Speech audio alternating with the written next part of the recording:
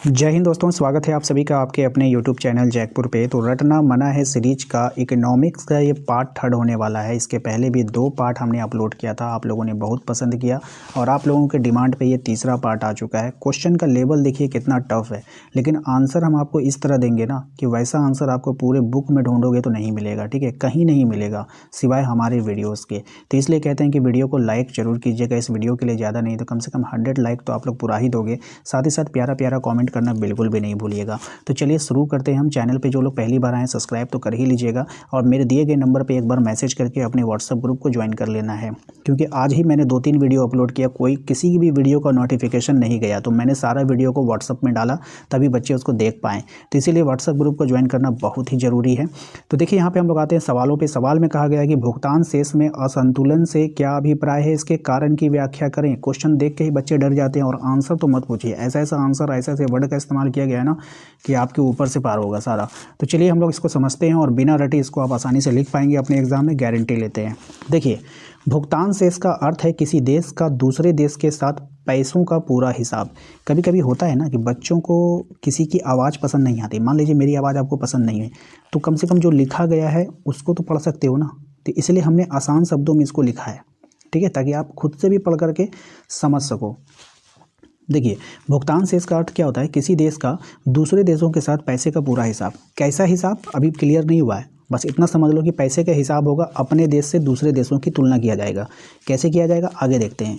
यानी कि देश ने बाहर से कितना सामान खरीदा, कितना बेचा, कितना पैसा आया और कितना पैसा गया, यानी कि पूरा हिसाब किताब जो होता है उसे ही हम लोग भुगतान शेष बोलते हैं। ठीक है, आइए इसको समझते हैं। अब इसे हम एक कहानी की तरह समझाते हैं, आपको ध्यान से समझिएगा। मान लीजिए कि एक घर में हर महीना 10,000 रुपया आता है। कोई घर है, इस घर का जो इनकम है, कोई भी कमाता होगा, पिताजी कमाते होंगे, बड़े भाई कमाते होंगे, कोई भी एक सदस्य कमा रहा है और 10,000 रुपया जो है हर महीने का इस घर में आ रहा है। ठीक है, लेकिन खर्च कितना हो जा रहा है, 12,000 रुपया। अब उस घर का खर्चा कितना है, 12,000 रुपया महीने।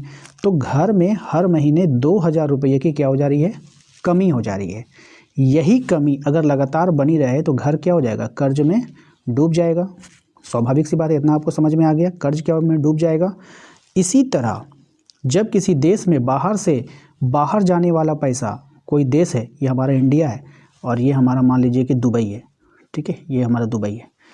तो जब किसी देश में से बाहर जाने वाला पैसा बाहर से आने वाले पैसे से ज़्यादा हो जाता है तो उसे भुगतान शेष में असंतुलन कहते हैं।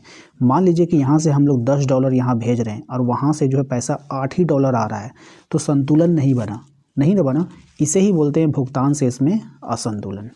समझ में आया? फिर से समझा देते हैं। इसी तरह जब किसी देश में बाहर जाने वाला पैसा बाहर से आने वाले पैसे से ज़्यादा हो जाता है तो उसे भुगतान शेष में असंतुलन कहा जाता है। आशा करते हैं कि इतनी आसान भाषा में आपको समझाएं। बुक में आप ढूंढते रहोगे, बिल्कुल नहीं मिलने वाला है इतना आसान भाषा। इकोनॉमिक्स है ये, हिस्ट्री नहीं है कि एकदम पूरा कहानी ही बना दें, ऐसा नहीं हो सकता है। थोड़ा सा रूल एंड रेगुलेशन के साथ चलना पड़ेगा, क्योंकि ये इकोनॉमिक्स है, लगना भी चाहिए कि हाँ ये इकोनॉमिक्स है। ठीक है, अब चलिए हम लोग इस जानेंगे कि भुगतान शेष में असंतुलन के क्या क्या कारण हैं, क्योंकि ये क्वेश्चन में पूछा गया था। तो चलिए अब इसको समझते हैं बारी बारी से। देखिए, भुगतान शेष में असंतुलन के कारण का पहला कारण होता है आयात का अधिक होना। जब देश में ज़रूरत से ज़्यादा विदेशी सामान खरीदता है, जब देश ज़रूरत से ज़्यादा विदेशी सामान खरीदता है तो पैसा बाहर चला जाता है। तो क्या होगा कि मान लीजिए कि हमारा देश ने, इंडिया ने बहुत सारा सामान यहाँ से खरीद लिया, तो भाई खरीदोगे तो पैसा तो देना पड़ेगा ना। तो आपने सामान ज़्यादा खरीदा तो पैसा ज़्यादा चला गया, तो इससे क्या हो जाएगा, भुगतान में असंतुलन हो जाएगा। ठीक है, तो इसलिए बहुत ज़्यादा नहीं खरीदना चाहिए। ठीक है, दूसरा कारण क्या है, निर्यात कम होना। अगर देश का सामान बाहर कम बिकेगा तो पैसा कम आएगा। अब मान लो आप सामान यहाँ से खरीद रहे हो और यहाँ से सामान टुन्नू सा बाहर जा रहा है, तो इससे नहीं ना चलेगा, तो इससे काम नहीं चलेगा। तो वही यहाँ पर कह रहा है कि दूसरा कारण है निर्यात कम होना। निर्यात का मतलब होता है अपने देश का सामान दूसरे देश में भेजना। अगर देश का सामान बाहर कम बिकेंगे तो पैसे कम आएंगे। ठीक है, ये भी कारण है। तीसरा कारण है विदेशी ऋण। जब देश विदेश से कर्जा लेता है, जब कोई देश विदेश से कर्जा ले लेता है तो बाद में उसे ब्याज के रूप में और मूलधन चुकाना पड़ जाता है। तो जब मान लो यहाँ से 1 करोड़ रुपया कर्जा लिया और बाद में उसे 1.5 करोड़ देना पड़ा, तो बेसी पैसा देना पड़ा ना, तो यहाँ पे असंतुलन हो गया। हुआ ना असंतुलन, बिल्कुल। चौथा होता है महंगाई। चौथा कारण क्या होता है, महंगाई होता है। महंगाई बढ़ने से भी देश का सामान महंगा हो जाता है और विदेशी लोग उसे कम खरीदते हैं। जब देश का सामान महंगा हो जाएगा तो विदेशी प्रोडक्ट कम खरीदाएंगे तो कम बिकेगा तो पैसा कम आएगा, तो इससे भी असंतुलन हो जाता है। ठीक है, इस तरह जब आने वाला पैसा कम और जाने वाला पैसा ज़्यादा हो जाता है तो भुगतान से इसमें असंतुलन पैदा हो जाता है। तो दोस्तों आशा करते हैं कि आप लोगों को समझ में आया होगा आज का ये पूरा सवाल आप लोगों को। अब आइए क्वेश्चन नंबर 2 पर आते हैं।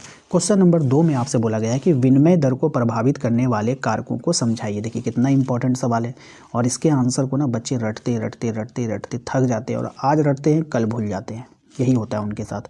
तो चलिए इसको आसान भाषा में हम लोग समझते हैं। देखिए विनिमय दर का मतलब होता है एक देश की मुद्रा की कीमत दूसरे देश की मुद्रा में। बात समझ में आया? विनिमय दर का मतलब क्या होता है? एक देश की मुद्रा की कीमत दूसरे देश की मुद्रा में। नहीं समझे? आइए समझाते हैं। जैसे $1 के बदले कितने रुपये मिलेंगे? एक देश का रुपया का तुलना आप किससे कर रहे हैं? दूसरे देश के रुपये से कर रहे हैं ना। तो $1 के बदले कितने रुपये मिलेंगे? अब इसे भी एक कहानी से समझते हैं। आइए समझते हैं आपसे। मान लीजिए कि बाज़ार में किसी खिलौनों की मांग ज़्यादा है, कोई भी खिलौना है उसकी मांग ज़्यादा है। जैसे कि अभी खिलौना चल रहा है ना, कान में सब ऐसे करके लड़कियाँ लगाई रहती है और इस तरह से हैंडल रहता है, इसको यहाँ से दबाते हैं तो ये उठता है। पता नहीं इसका क्या नाम है, आप लोग कमेंट बॉक्स में बताना। तो ये खिलौने का क्या नाम है जो कान बकरी की तरह कान रहता है, ये उठते रहता है। एक सॉन्ग बना करके इस पर सब रील बनाती है। ठीक है, आप लोगों ने देखा होगा। तो मान लीजिए कि बाज़ार में किसी खिलौने की मांग ज़्यादा है तो उसकी कीमत बढ़ जाती है। आपने देखा होगा उसकी कीमत, रियल कीमत जो होनी चाहिए वो 200 रुपये से ज़्यादा नहीं होना चाहिए, लेकिन 500 रुपये में बिका है। सिर्फ वीडियो बनाने के लिए लड़कियों ने खरीदा है उसको। ठीक है, बस यही बात है। तो मान लीजिए कि बाज़ार में किसी खिलौने की मांग ज़्यादा हो गई तो उसकी कीमत बढ़ जाती है, और अगर मांग कम है तो कीमत घट जाती है। बाद में जब उसका देखना, बाद में वो 100 रुपये में बिकेगा वो। ठीक है, जब उसकी मांग घटेगी। ठीक है, ठीक इसी तरह जो है मुद्रा की कीमत भी बदलते रहती है। ठीक है, इसी प्रकार भी मुद्रा की जो कीमत होती है वो क्या होती है? बदलते रहती है। अगर डॉलर की मांग ज़्यादा होगी तो उसके बढ़ जाएगा, डॉलर की मांग कम होगी तो वो घटेगा। ठीक है, अब हम लोग समझेंगे कि विनिमय दर को प्रभावित करने वाले प्रमुख कारक कौन कौन हैं। तो विनिमय दर तो आपको समझ में आ गया। विनिमय दर होता क्या है? एक देश का रुपया को दूसरे देश के साथ तुलना करना ही विनिमय दर कहलाता है। पहला कारक मांग और आपूर्ति होता है। अगर विदेशी लोग भारत का सामान ज़्यादा खरीदते हैं तो रुपये की मांग बढ़ जाती है। ठीक है, रुपये का वैल्यू बढ़ जाएगा।